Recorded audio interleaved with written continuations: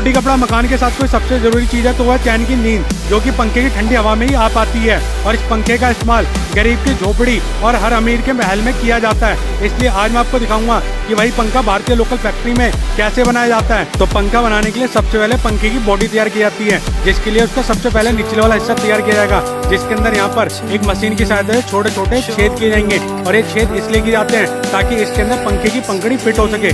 इसके बाद इसको बफिंग प्रोसेस के लिए भेजा जाएगा। इसके अलावा यहाँ पर छोटे मोटे और भी बहुत सारे प्रोसेस होते हैं। अगर मैं सारे प्रोसेस डालता तो वीडियो लंबी हो जाती। तो देखिए बॉडी का निचला हिस्सा तैयार होने के बाद उस पर पाउडर कोटिंग की जाएगी और एक एक करके सारे के सारे हिस्सों पर ऐसे पाउडर कोटिंग करने के बाद एक लंबे से डंडे के ऊपर टांग दिया जाएगा। और सारे पंखों के तैयार हिस्सों को एक डंडे में टांगने के बाद इसको एक बड़े से ओवन के अंदर डाला जाएगा, जिसको आप वही काम भाषा में हीटर कह सकते हैं। जब तक यहाँ पे हमारा पेंट पक्का होता रहता है तब तक तैयारी की जाती है यहाँ पे पंखे की मोटर बनाने की, जिसके लिए एक लोहे का बड़ा सा साँचा ले लिया गया है, जिसके अंदर स्टैंपिंग की सहायता से छोटे छोटे प्लास्टिक के पिप्पे लगाए जा रहे हैं। और इसके बाद इसमें करंट पास करने के लिए मोटी मोटी तांबे की कोयलों का एक बंडल बनाकर इसके कोने पे फिट किया जाता है। तो देखिए मशीन ऑटोमेटिक काम करती है, जिसकी सहायता से अपनी कोयल इन सारे स्टैंपिंग के अंदर एक एक करके आती रहती है। और ऐसा अंदर वाली और बाहर वाली दोनों लेयर के साथ किया जाता है ताकि इसके अंदर अच्छी तरीके करंट पास हो सके और अपना पंखा बढ़िया तरीके से यहाँ पे काम कर सके। इसके बाद इस मोटर में जितनी भी तांबे की तार बाहर और ये होती है उसको बिजली करंट पास करने के लिए इसके अंदर प्लास्टिक के पाइप डाले जाएंगे।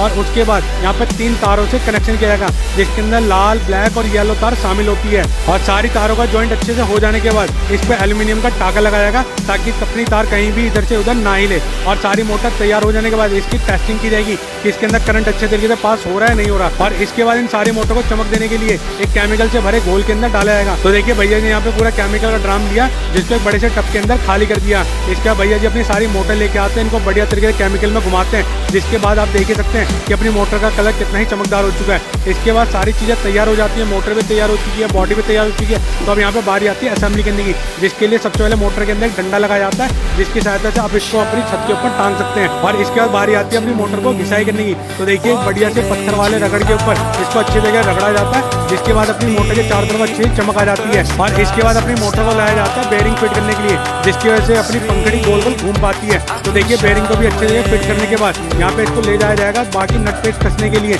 और ये वही नट पेच है जिसके ऊपर यहाँ पे पंखड़ियाँ कसी जाएंगी। तो देखिए भैया जी ने 2-2 पेच लिए और इसके ऊपर अच्छे तरीके से फिक्स कर दिए, और ये भी काम ऑटोमेटिक तरीके से किया जाता है। तो देखिए अब तैयार हो जाने के बाद इस ऊपर वाले हिस्से को लिया जाएगा और पंखे की मोटर के साथ अच्छे तरीके से फिक्स कर दिया जाएगा। इसके बाद अपने नीचे वाला हिस्सा होता है उसको और सुंदर बनाने के लिए उसमें रंग बिरंगी यहाँ पे जालियाँ लगा दी जाती हैं, जिसकी वजह से अपना पंखा बहुत ज़्यादा सुंदर लगता है। और इसके बाद इसके चारों तरफ एक रिंग लगा दी जाती है, जिसकी वजह से हमारा पंखा यहाँ पर घूम पाता है। तो देखिए सारी चीज़ें अच्छी तरीके से असेंबल हो चुकी है। अब इसके बाद बारी आती है इसको अच्छी तरीके पैक करने की, जिसके ऊपर यहाँ पर नटों से सील लगाई जाएगी। तो देखिए यहाँ पर एक एक नट लिया गया और यहाँ पे सील लगा दी गई है। तो पंखा भी अपना बढ़िया तरीके से घूमने लगा। और इसके बाद इसको चलाने के लिए इसके अंदर कंडेंसर लगाया जाता है। कंडेंसर भी उसी साइज का लगाया जाता है जिस साइज का यहाँ पर हमारा पंखा बनाया जाने वाला है। तो देखिए पंखे के यहाँ पर सारे के सारे निचले वाले हिस्से बनके तैयार हो चुकी हैं। और एक बार यहाँ पे 100 से 150 पंखे पहले तैयार किए जाते हैं। फिर इनको टेस्टिंग के लिए एक बड़ी सी रेलगाड़ी जैसी मशीन पे लगा दिया जाता है, जहाँ पे पंखे लगातार घूमते रहते हैं। और मैं आपको बता दूं इस मशीन पे